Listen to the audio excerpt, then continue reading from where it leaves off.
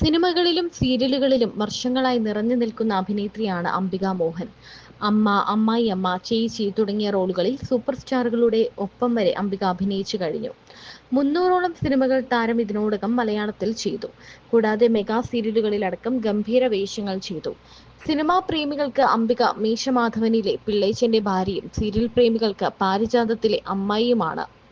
ഈ കഥാപാത്രങ്ങളുടെ പേരിലാണ് ആളുകൾ അംബികയോട് സ്നേഹം പ്രകടിപ്പിക്കാൻ എത്തുന്നത്.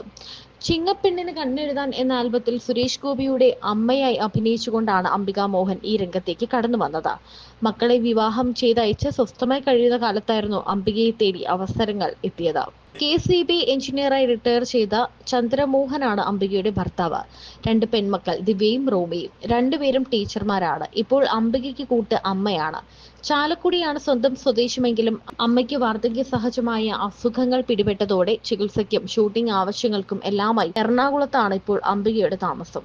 പോക്കിരി രാജ സിനിമ ചെയ്യുന്ന സമയത്ത് ഒരു അനുഭവമാണ് അംബിക പങ്കുവച്ചത്. പോക്കിരി രാജ ചെയ്യുന്ന സമയത്ത് ഇടവേള ബാബു വിളിച്ചു പറഞ്ഞു, കാസനോവയിലേക്ക് പാസ്പോർട്ട് കോപ്പി അയക്കാൻ. ഞാൻ ചോദിച്ചു, പാസ്പോർട്ടിന്റെ കോപ്പിയോ? എനിക്ക് പാസ്പോർട്ടുമില്ല, ഒന്നുമില്ല. ഞാൻ പറഞ്ഞു, ബാബു എനിക്ക് പാസ്പോർട്ട് ഇല്ല എന്ന്. ദുബായ് വെച്ചാണ് ഷൂട്ട് എന്ന് ബാബു പറഞ്ഞു. ചേച്ചി പെട്ടെന്ന് പോയിട്ട് പാസ്പോർട്ട് റെഡിയാക്കാൻ നോക്കുക എന്നൊക്കെ പറഞ്ഞു. ഞാൻ അവരോട് ചോദിച്ചു, എനിക്ക് ഇങ്ങനെ പാസ്പോർട്ടിന്റെ ആവശ്യത്തിന് വേണ്ടി പോയിട്ട് വരട്ടെ, ഡ്രസ്സൊക്കെ മാറി പോയിട്ട് വരാനുള്ള സമയമൊന്നുമില്ല. മമ്മൂക്ക, പൃഥ്വി എല്ലാവരുമുള്ള വലിയൊരു പടം അല്ലേ നടന്നുകൊണ്ടിരിക്കുന്നത്, പോകാൻ പറ്റില്ല എന്നൊക്കെ പറഞ്ഞു. അങ്ങനെ ഞാൻ ആ വേഷത്തിൽ തന്നെ നേരെ പാസ്പോർട്ട് ഓഫീസിൽ പോയി. അപ്പോൾ പാരിജാതം എന്ന സീരിയൽ ഹിറ്റായിട്ട് നിൽക്കുന്ന സമയമാണ്. ഞാൻ പാരിജാതത്തിലെ അമ്മായിയാണ്, എല്ലാവരും പാരിജാതത്തിലെ അമ്മായി വരുന്നു എന്നൊക്കെ പറഞ്ഞു. ഞാൻ അപ്പോൾ അതിന്മേൽ കയറി പിടിച്ചു. ഭയങ്കര ക്യൂ ആണ് അവിടെ. എന്നെ ഒന്ന് അതിന് മുന്നിൽ എത്തിക്കാമോ എന്ന് ഞാൻ അവരോട് ചോദിച്ചു. അവർ നേരെ എത്തിച്ചു. അവിടെ ചെന്നപ്പോൾ എൻ്റെ കയ്യിൽ ഒരു രേഖയുമില്ല. എങ്കിൽ വേണ്ട സാർ, ഞാൻ അഡ്വാൻസ് തിരിച്ചു കൊടുത്തേക്കാം എന്ന് അവിടുത്തെ സാറിനോട് പറഞ്ഞു. പുള്ളി ഒരു കാര്യം പറഞ്ഞു, ഒരു കാര്യം ചെയ്യ്, പഠിച്ച സ്കൂളിൽ നിന്ന് TC വാങ്ങിച്ചു കൊണ്ടുവരാൻ. ഞാൻ സ്കൂളിൽ ചെന്നപ്പോൾ അവർക്ക് ആർക്കും എന്നെ അറിയില്ല. പാരിജാതത്തിലെ അമ്മായി വന്നിരിക്കുന്നു എന്നാണ് അവരും പറയുന്നത്.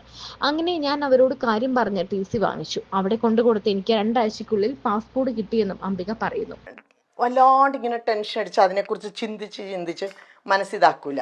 ഞാൻ തന്നെ ഓർക്കും, ഇത് അങ്ങനെ ആക്കിയിട്ട് ഒരു കാര്യമില്ല, നമുക്ക് ശരിക്കും കൊണ്ടുവരണമെങ്കിൽ നമ്മൾ തന്നെ വിചാരിക്കണം. അതെ അതെ അതെ തീർച്ചയായും. അപ്പൊ പിന്നെ ഈ വെറുതെ ടെൻഷൻ അടിക്കുന്ന നേരത്തെ എന്താണ് ഇതിന്റെ ഒരു പോംവഴി എന്ന് വിചാരിച്ചപ്പോൾ ഞാൻ അതുകൊണ്ട് കുറെ ടെൻഷനുകളൊക്കെ ഞാൻ തന്നെ കളയും. അതെ, ടെൻഷൻ പകുതി നമ്മുടെ ലൈഫിൽ നിന്ന് ഒഴിഞ്ഞാൽ തന്നെ നമുക്കൊരു കുറെ ഇതുണ്ട്.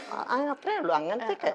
ചേച്ചി പിന്നെ പെട്ടെന്നാണെങ്കിൽ പാസ്പോർട്ട് എടുത്തിട്ട് 2-3 ദിവസത്തിനുള്ളിൽ പാസ്പോർട്ട് എടുത്ത് പെട്ടെന്ന് ഒരു ഷൂട്ടിന്റെ ലൊക്കേഷനിൽ പോയി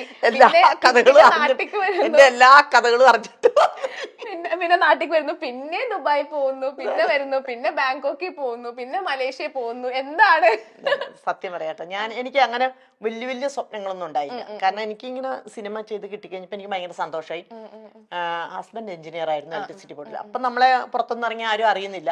അതേസമയം നമ്മളൊരു മേഘമൽഹാർ ഫസ്റ്റ് പടം, സെക്കൻഡ് മീശമാധവൻ വന്നു കഴിഞ്ഞിട്ട് അതിന് മുന്നേ എനിക്ക് തോന്നുന്നു എന്റെ ഹൃദയത്തിനുടമ ചെയ്തത്. അല്ല, അത് മീശമാധവന്റെ സമയത്ത് തന്നെ ചെയ്തത്. എന്റെ ഹൃദയത്തിനുടമ അത് ഒന്നിച്ചാണത്. അപ്പൊ ഞാൻ എന്ത് ചെയ്തു, ഇത് നമ്മളെ അറിഞ്ഞു തുടങ്ങി. മീശമാധവനൊക്കെ കഴിഞ്ഞപ്പോ നമ്മളിങ്ങനെ പോകുമ്പോ പിള്ളേച്ചാന്നൊക്കെ വിളിക്കുമ്പോ അതൊക്കെ നമ്മളിങ്ങനെ ഞെട്ടി നോക്കി, നമ്മളൊക്കെ ഇങ്ങനെയൊക്കെ വിളിക്കുവോ എന്നൊക്കെ ഉള്ളതായി നമ്മുടെ. അങ്ങനെ നിൽക്കുന്ന സമയത്ത് അങ്ങനെ പോണം എന്നുള്ള ഒരു ആഗ്രഹം എനിക്കുള്ളൂ. ഞാൻ എനിക്കൊന്നും അപ്പൊ എല്ലാവരും പിന്നെ ഓരോ പടങ്ങൾ വരും, സൈൻ ചെയ്തും അഡ്വാൻസ് ഒക്കെ വാങ്ങും, പടങ്ങൾ പോയി ചെയ്യും. അങ്ങനെ പോയിക്കൊണ്ടിരിക്കുന്ന സമയം കാസനോവയുടെ കാര്യം പറഞ്ഞു. അപ്പൊ ഞാൻ പറഞ്ഞു, എനിക്ക് ഭയങ്കര സന്തോഷമായി, കാസനോവ നല്ല പടം. അങ്ങനെ ഞാൻ പോക്കിരാജ ചെയ്യുന്ന സമയത്ത് ഇടവേളബാബു വിളിച്ചോന്ന് കാസനോവയിലേക്ക് പാസ്പോർട്ട് അയക്കാൻ കോപ്പി. പാസ്പോർട്ടിന്റെ കോപ്പിയാണ്, എനിക്ക് പാസ്പോർട്ടും ഇല്ല, ഒന്നുമില്ലാത്ത ഞാനവിടെ ഞാൻ വിളിച്ചോണ്ട്, ബാബു എനിക്ക് പാസ്പോർട്ടൊന്നും ഇല്ല.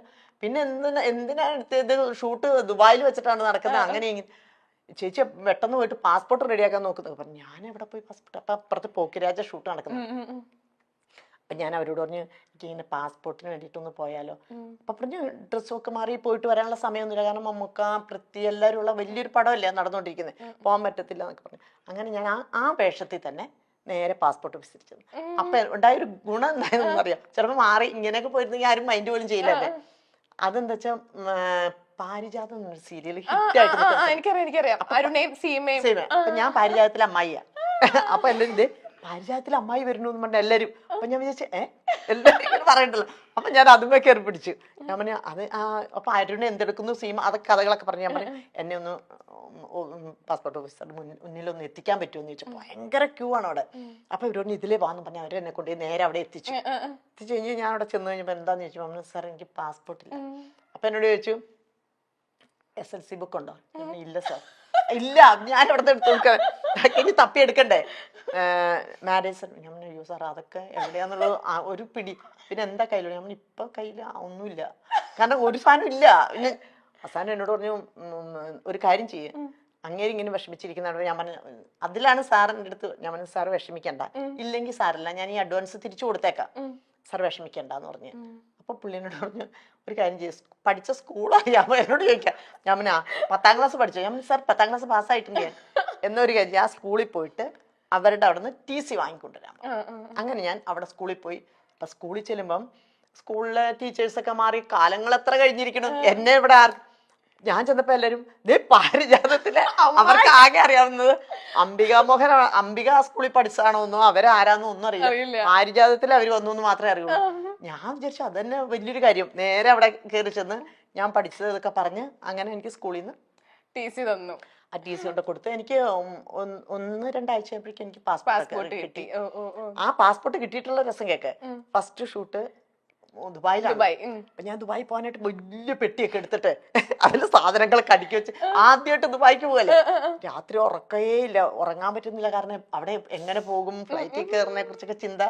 അങ്ങനെ മോളും മോനും ഒക്കെ വന്നിട്ടുണ്ട്, മോളുടെ ഭർത്താവൊക്കെ വന്നിട്ടുണ്ട്. ഞാൻ പറഞ്ഞു മിക്കവാറും ഞാൻ നാളെ മറ്റന്നാളെ പോകും. അപ്പൊ ബാബു പറഞ്ഞു ഞാൻ വിളിക്കുമ്പോ തന്നെ ചേച്ചി റെഡി ആയിക്കോണം. അപ്പൊ എല്ലാ സാധനവും അങ്ങനെ ഇതെല്ലാം എടുത്തിരിക്കും. ദിവസം രാത്രി നോക്കും വിളിയില്ല. അങ്ങനെ വിളിക്കാണ്ടായിട്ട് 3-4 ദിവസം അങ്ങനെ പോയി. അപ്പൊ ടെൻഷൻ വേറെ ആരെങ്കിലും കയറി പോയോ എന്നുള്ള ടെൻഷൻ. ഇതെല്ലാം അങ്ങനെ വിളിച്ചു കഴിഞ്ഞ് ശങ്കറും ഞാനും കൂടെ ഒന്നിച്ചാ പോണ്ടത്. സന്തോഷമായിട്ട് ഇമ്മ രാത്രി വിളിച്ചു ചേച്ചി നാളെ കയറണ്ട, മറ്റന്നാ കയറിയാൽ മതി എന്ന് പറഞ്ഞു. അന്ന് ശങ്കറൊക്കെ കയറിപ്പോയി. പിറ്റേ ദിവസം ഞാൻ ഒറ്റയ്ക്ക് ഈ പെട്ടിയും പിടിച്ചിട്ട് ഞാൻ എയർപോർട്ടിൽ വന്നിട്ട് എനിക്ക് ഇത് എന്ത് ചെയ്യണമെന്ന് അറിയുന്നില്ലല്ലോ. അപ്പൊ ഞാൻ ബാബുവിനെ വിളിച്ചിട്ട് ബാബു ഞാൻ എയർപോർട്ടിൽ നിൽക്കും, ഞാൻ എങ്ങോട്ട് പോകണം, എന്റെ കൂടെ ഒരു ക്യാമറയും തന്നിട്ടുണ്ട്. അപ്പൊ ചേച്ചി ഒന്നും ചെയ്യണ്ട, അവിടെ ഞാൻ ഒരാൾ വരും, ചേച്ചിനെ അവരെ അങ്ങോട്ട് കൊണ്ടുപോകും. അങ്ങനെ ഞാൻ ഫസ്റ്റ് കാസിനോട് ഷൂട്ടിന് ദുബായിലേക്ക് എത്തി. പിന്നെ ഞാൻ ദുബായിൽ എത്തി കഴിഞ്ഞിട്ട് അവിടെ നിന്നാണ് ഞാൻ സെവൻസിന് അഡ്വാൻസ് വാങ്ങി വെച്ചിട്ടുണ്ട്. സെവൻസ് അത് ചെയ്യണം, തിരിച്ചു വരണം. സെവൻസ് ചെയ്യണമെങ്കിൽ വിളിച്ചു സെവൻസിന്റെ ഷൂട്ടാണ് വരണം, ഡേറ്റ് ഒക്കെ തന്നു. അപ്പൊ എനിക്ക് അവിടെ നിന്ന് പോരണ്ടേ. അപ്പൊ ഞാൻ അവിടെ നിന്ന് സെവൻസിന്റെ ഷൂട്ട് അവിടെ നിന്ന് ആ ഷൂട്ടിന് വേണ്ടി ഞാൻ തിരിച്ച് കോഴിക്കോട് വരുന്നു. ഫ്ലൈറ്റിലാട്ടോ സന്തോഷങ്ങള് വന്നു. സെവൻസ് കഴിഞ്ഞിട്ട് വീണ്ടും ഞാൻ കാസിനോയ്ക്ക് വേണ്ടിട്ട് ദുബായി പോയി. ഈ പാസ്പോർട്ട് അത് കഴിഞ്ഞിട്ട് അവിടെ ഷൂട്ട് കഴിഞ്ഞ് തിരിച്ചു വരുമ്പോ പറഞ്ഞു അടുത്ത ഷൂട്ട് ബാങ്കോക്ക് ആണ്. അമ്പോ നമ്മുടെ കത്തല്. പിന്നെ ഇതേ പോണു ബാങ്കോക്ക്. പിന്നെ മക്കളോടൊക്കെ പറഞ്ഞു ഇനി ചിലപ്പോ ഞാൻ പല സ്ഥലങ്ങളിലും നിങ്ങൾക്ക് കാണാൻ കിട്ടുമ്പോ. അതൊക്കെ കഴിഞ്ഞ് വന്ന് ബാങ്കോക്ക് അടിച്ചു പൊളിച്ചു വന്ന് നല്ല വർക്കായിരുന്നു, നല്ല രസമായിട്ട് പോയത്. കുറെ കുട്ടികളൊക്കെ ആയിട്ട് നല്ല രസമായിട്ട്. അന്നാണ് റോമ ഞാനും കൂടെ ഭയങ്കര കൂട്ടായിരുന്നു. അപ്പൊ അതൊക്കെ കഴിഞ്ഞ് ഞങ്ങൾ ഇവിടെ വന്നു. കഴിഞ്ഞപ്പോ പറഞ്ഞു ചേച്ചി പിന്നെ ഇവിടെ ബാങ്കോക്ക് കഴിഞ്ഞ് വന്നപ്പോഴാണ് എന്നോട് പറഞ്ഞേ കൗബോയ് എന്ന് പറഞ്ഞൊരു പടം മലേഷ്യയിൽ ഷൂട്ട്, പാസ്പോർട്ട് ഇല്ലേ ചേച്ചിക്ക്? ഞാൻ പിന്നെ നേരെ പോണു കൗബോയ് ഷൂട്ട്. ഞാന് ലേന ആസിഫ് അങ്ങനെ ഞങ്ങളെല്ലാരും ഒരു ഗാങ് ആയിട്ട് നേരെ ഇർഷാദ് ഒക്കെ കൂടെ മലേഷ്യ. അവിടെ പോയി കുറച്ച് ദിവസം ഷൂട്ട് കഴിഞ്ഞ് തിരിച്ചു വന്നു. ഫസ്റ്റ് ഷോ വന്ന് അതാണ് ദൈവത്തിന്റെ ഒരു ഭാഗ്യം. ഞാൻ പറഞ്ഞ എനിക്കെന്ന് പറഞ്ഞ ഒരിക്കൽ പോലും കിട്ടാത്ത ഓരോ കാര്യങ്ങളാണ്. ഇവിടെ വന്നൊരു 4 മാസം കഴിഞ്ഞപ്പോൾ എന്നെ USA ഒരു ഷോയ്ക്ക് വിളിക്കുന്നു. അപ്പൊ USA എന്നിട്ട് പറയുന്നു 9 രാജ്യങ്ങളുണ്ട്. എന്റെ ദൈവം USA 9. അങ്ങനെ USA പോയി. അത് കഴിഞ്ഞ് സിംഗപ്പൂർ പോയി, ഓസ്ട്രേലിയ പോയി, പോയി. USA തന്നെ 9 വർഷം പോയി. ഇതൊക്കെയാണ് നമ്മുടെ ജീവിതത്തില് ഈ പാസ്പോർട്ട് ലക്കായിട്ട് കിട്ടിയത്. ഞാൻ എടുത്ത ആളോട് ഞാൻ പ്രാർത്ഥിക്കാം, തന്ന ആള് നന്നായി വരട്ടെ. കാരണം അദ്ദേഹത്തിന്റെ കൈ നല്ലൊരു കൈ.